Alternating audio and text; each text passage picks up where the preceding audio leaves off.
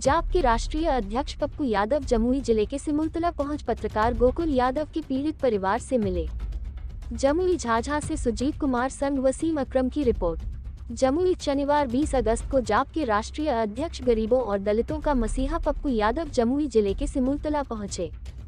सिमुलतला पहुंचकर पत्रकार गोकुल यादव के घर के पीड़ित परिवार से मिलते ही वे भावुक हो गए। पीड़ित परिवार से मिलकर आर्थिक सहायता देते हुए कहा, मैं दोनों बच्चों का जिम्मेवारी लेता हूं। मैं बिहार के अच्छे स्कूल में इन बच्चों को पढ़ाऊंगा। पप्पू यादव अफसोस व्यक्त करते हुए कहा कि अपराधियों को बख्शा नहीं जाएगा और सरकार से मांग करूंगा कि इनकी स्थिति को देखते हुए सरकार 20 लाख का मुआवजा दे या फिर उनकी पत्नी को नौकरी दे। इन्होंने कहा कि आज पत्रकार सुरक्षित नहीं है, पत्रकारों के लिए सुरक्षा एक्ट लागू करना चाहिए। इस हत्या में जो पत्रकार गोकुल यादव को मारा और जो मरवाया है, दोनों में से कोई गिरफ्तार नहीं हुआ। पत्रकार गोकुल के भाई ने पप्पू यादव को बताया कि यहां के लोकल नेताओं का कहना है कि मैं सभी को 1 महीने के अंदर छुड़ा लूंगा जो इस भीड़ में शामिल है। बातों को सुन पप्पू यादव ने भरोसा दिलाते हुए कहा कि मेरे संज्ञान में आने के बाद कोई उन अपराधियों को बचा नहीं सकता, भगवान भी नहीं, ये वायदा है। पप्पू यादव ने कहा, अपराधी किसी भी जाति धर्म का हो, हत्या को तवज्जो नहीं देंगे, स्वीकार नहीं करेंगे। बिहार के सबसे ज्यादा फ्लाइंग गरीब मजदूर जमुई जिला में झाझा सिमुलतला के लोग करते हैं। मैं गरीबी, बेरोजगारी और महंगाई को लेकर अपनी सभी कार्यकर्ताओं के साथ पटना राज्यपाल का घेराव भी करेंगे। पढ़ाई का सवाल है, वो तो मेरी जिम्मेदारी है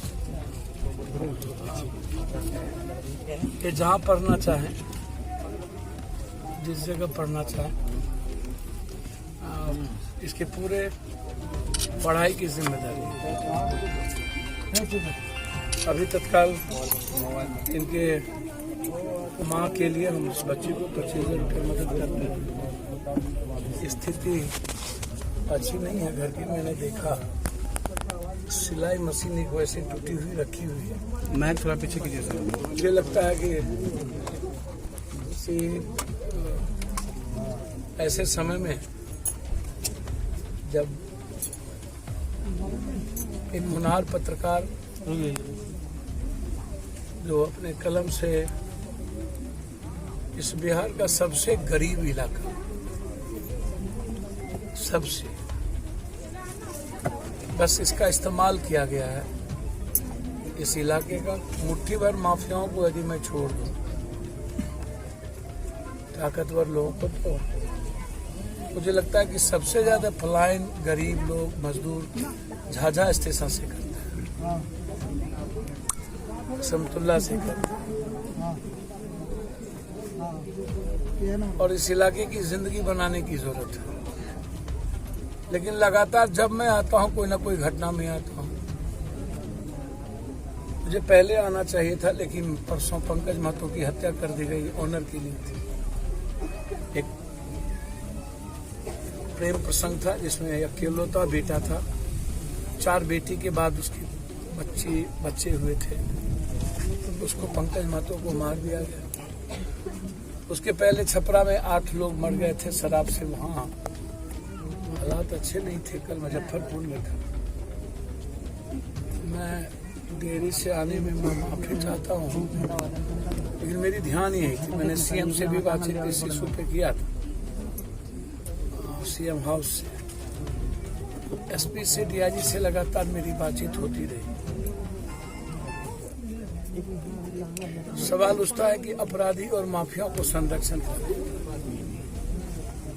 ये जो जमीन माफिया है, बालू माफिया है, सब के सब मिली नेताओं का बगैर इनके नेक्सस के जिंदगी चलती क्यों नहीं? और जिस जात का अपराधी होता है, समाज उसको प्रोटेक्ट कर देती है, उस जात का समाज उसको प्रोटेक्ट कर देती है। हम तो मिटाना चाहते हैं।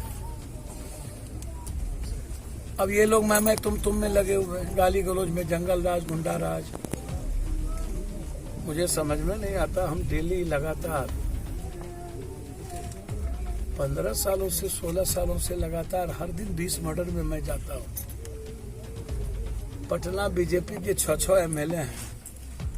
डिप्टी सीएम का बेटा भाई बेतिया में नंगा नाच किया।